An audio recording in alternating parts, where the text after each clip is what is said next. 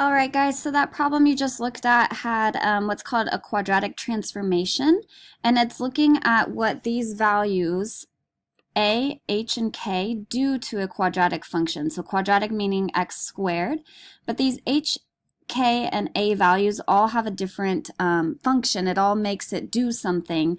Maybe it shifts it right or left, up or down, wide or narrow. So we're going to take a look. I have a graph here on Desmos.com, and this is just, I'm going to just show you visually before we turn to our Inspire. So the h value, if you remember, that's the one inside the parentheses.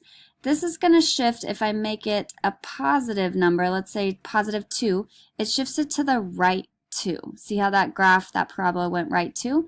If I make it negative, it shifts it left. And the tricky thing here is that in the equation it might say x minus negative 3, which actually turns it to a positive. So x plus 3 shifts it to the left 3. And you can kind of play around with that if you go to Desmos.com. You can kind of see how the graph is shifting. So let's put it back at 0. And I'm going to show you the k value. Do you remember what the k value does to a function? So one outside the parentheses, it moves it up if I have a positive and down if I have a negative. Nothing else changes beyond the up and down. I know it kind of looks like wide and narrow, but that's actually the a value. So if I shift the a big number, really big, 4, it's going to make it a lot narrower. It's going to stretch it vertically. If I make it between 0 and 1, see how it gets wider and wider and wider? So maybe like a value, let's do 0.7.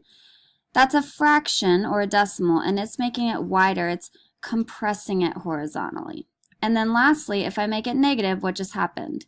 So here was positive, here was negative, and it reflected over the x-axis. So you may have tried to memorize these, what the h and the k and the a did, but always, always, always, if you're given an equation, let's just plug it into our calculator.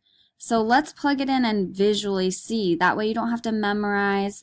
We always like to verify using the graph. So again, if you're given an equation, any problem, let's type it in our graph.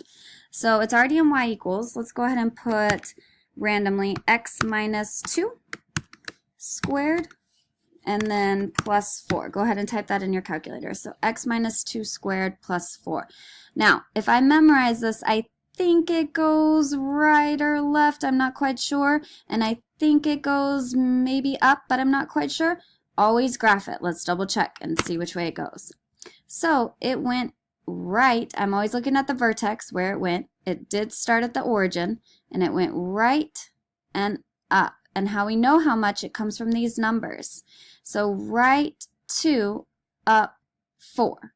And that's our transformation that happened. So go ahead, try that in your calculator, type a new equation in, and graph it and see what your transformation was.